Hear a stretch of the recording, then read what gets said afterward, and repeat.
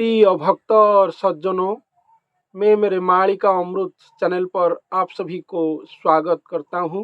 तो आज हम उड़ीसा की भविष्य मालिका शास्त्रों से सुनेंगे कि कैसे कल्कि अवतार प्रभु इंद्राणी के रूप में आएंगे, आकर वो महापुरुष को बनाएंगे।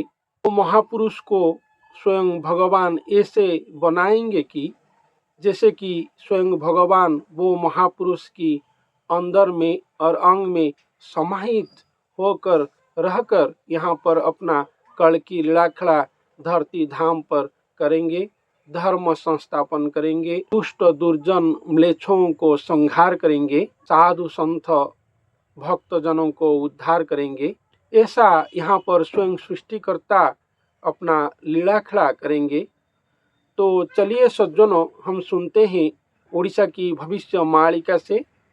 तो ये पुस्तक है चकड़ामराण पुस्तक। अपना चकड़ामराण पुस्तक में महापुरुष अच्युतानंद दास जी ने अपना भविष्य मालिका चकड़ामराण पुस्तक में पेज नंबर 26 और 29 पर ये बातें लिखे हैं। तो चलिए सुनते हैं। मुहि सेठावरे प्रवेश हेबी बिंधाणी कूले, एक अंग बेनी ज्योतिटी नाम हेब मंदिरे, केही न पाइबे भेदटी लक्षे ग्रंथ चहल, चारि वेद परे निगम शिशु वेद अंशर, नीलाद्रि लोचन पराए दृष्टि हेब ताहांकर।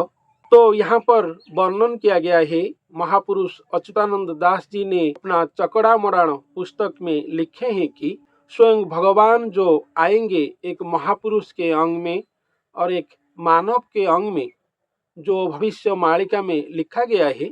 तो वो महापुरुष को स्वयं भगवान 1,00,000 ग्रंथ में बनाए होंगे। जैसे हम लोग एक घर बनाने के लिए हमें बहुत सारा सामान की आवश्यकता होती है, ऐसे ही वो महापुरुष को बनाने के लिए और यहाँ पर ऐसे ही वो महापुरुष को बनाने के लिए 1,00,000 ग्रंथों का भगवान व्यवहार किए होंगे और 1,00,000 ग्रंथ की महातत्व में वो महापुरुष को स्वयं भगवान बनाए होंगे। ऐसा यहाँ पर लिखा गया है। मुहि सेठावरे प्रवेश हेबी बिंधाणी कूले, इसका मतलब ये है कि वो महापुरुष की अंग में स्वयं भगवान एक बिंधाणी के रूप में प्रवेश होकर रहे होंगे। बिंधाणी का मतलब, जो उड़िया शब्द बिंधाणी है, इसका मतलब यहाँ पर ये है कि स्वयं भगवान वो महापुरुष के अंग में रहकर वो महापुरुष को बनाएंगे अपना कल्कि लीलाखड़ा करने के लिए, क्योंकि भगवान वो महापुरुष की माध्यम से ही पृथ्वी को उद्धार करेंगे, धर्म संस्थापन करेंगे। वो महापुरुष एक साधारण भक्त के रूप में जन्म लिए होंगे, इसलिए वो यहाँ पर बनेंगे। साधना, महासाधना, समाधि साधना, सर्व प्रकार महासाधना करके वो भगवान को अपना अंग में पाएंगे और स्वयं भगवान भी वो महापुरुष के पास आकर वो महापुरुष को बनाएंगे। 1,00,000 ग्रंथ की महिमा से वो महापुरुष बनेंगे यहाँ पर, ऐसा यहाँ पर वर्णन किया गया है। इसलिए बिंधाणी के रूप में आएंगे, यहाँ पर वर्णन किया गया है। एक अंग बेनी ज्योतिटी नाम हेब मंदिरे,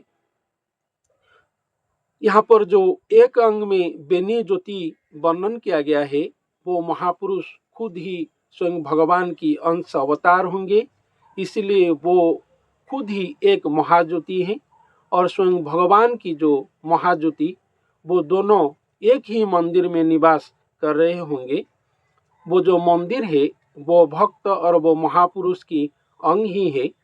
वो महापुरुष की अंग ही कल्कि लीला में देह श्री मंदिर होगा, जहाँ पर भगवान की लीलाखड़ा हो रहा होगा महागुप्त में, और वही देह श्री मंदिर में दोनों महाज्योति निवास कर रहे होंगे। ऐसा यहाँ पर भी महापुरुष अच्युतानंद दास जी ने अपना चकड़ामराण पुस्तक में लिखे हैं। यही न पाइबे भेदटी लक्षे ग्रंथ चहल, चारि वेद परे निगम शिशु वेद अंशर।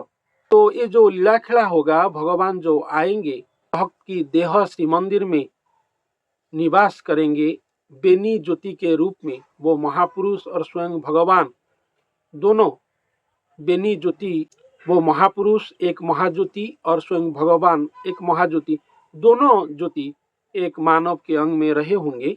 केही न पाइबे भेदटी लक्ष्य ग्रंथ चहल। लक्ष्य ग्रंथ की विनियोग से महाप्रभु स्वयं निराकार ब्रह्म वो महापुरुष को बनाए होंगे, लेकिन इस बात को कोई नहीं पता पाएंगे और जान नहीं पाएंगे। केही न पाइबे भेदटी, इसलिए यहाँ पर लिखा गया है ये जो महाभेद होगा वो महापुरुष और स्वयं भगवान के बीच महामिलन होगा धरती धाम पर, उसका अंत कोई नहीं पाएंगे और हमारे विश्ववासी और मानव समाज इसका अंत नहीं पाएंगे। ऐसा यहाँ पर वर्णन किया गया है।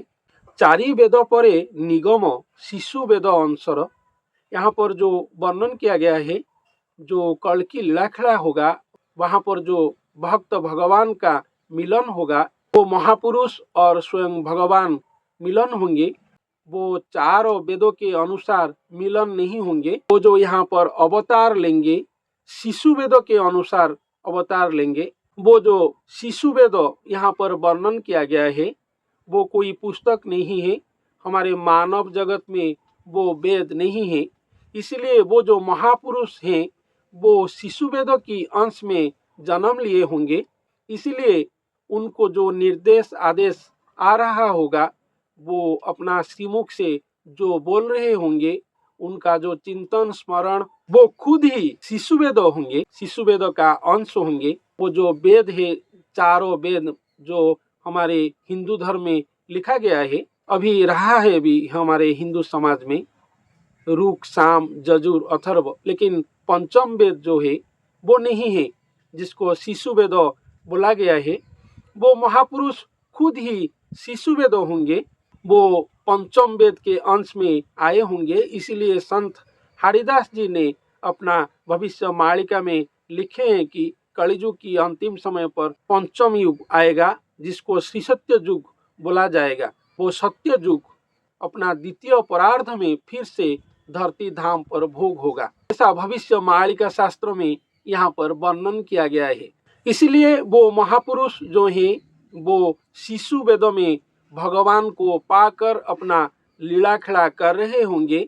इसलिए हमारे मानव समाज में जो भक्तजन है, जो साधुजन है, जो गुरुजन है, टोटली सारा विश्ववासी कोई भी इसीलिए उनका पता नहीं पाएगा और उनका अंत नहीं पाएगा, क्योंकि वो शिशु वेद अंश हुए होंगे। कोई उनको पहचान नहीं पाएंगे। खुद शिशु वेद वो महापुरुष ही होंगे। स्वयं भगवान भी आकर वो महापुरुष के अंदर में और अंग में रहकर लाखों ग्रंथों में वो महापुरुष को ऐसा महागठन किए होंगे कि धरती धाम पर उनके अंग में बहुत साल रहकर यहाँ पर मानव सृष्टि को और अपना सृष्टि को करेंगे और भोग करके अपना लीला खेला करके ही जाएंगे। इस लीला खेला में समग्र विश्व में जितना भी क्लेश जन है, दुष्ट जन है, दुर्जन जन है, समूले विनाश होंगे और नाश होंगे। समग्र पृथ्वी दुर्जन मुक्त होगा, ऐसा भविष्य मालिका शास्त्र में लिखा गया है। और श्री सत्य युग स्थापन होगा। श्री सत्य युग स्थापन में शिशु वेद महाभूमिका ग्रहण करेगा। इसीलिए शिशु वेद अंश की महापुरुष आएंगे, आकर यहाँ पर लीला खेला करेंगे, नूतन आइन कानून और नूतन नियम लागू करेंगे जो शिशु वेदों में लिखा गया होगा।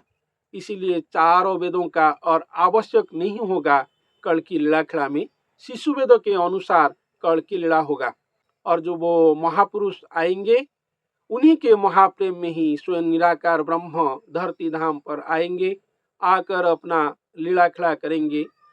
और कैसे लीला खेला करेंगे कि स्वयं इस लीला खेला में वो महापुरुष को स्वयं भगवान आकर यहाँ पर बनाएंगे और इसके बाद उनके अंग में रहकर ही बहुत सालों तक अपना लीला खेला करके धरती धाम को उद्धार करके समग्र भक्त समाज को मुक्ति मोक्ष देकर अपना लीला करके यहाँ से फिर से गोलोक धाम को लौट जाएंगे, ऐसा भविष्य मालिका शास्त्रों में वर्णन किया गया है।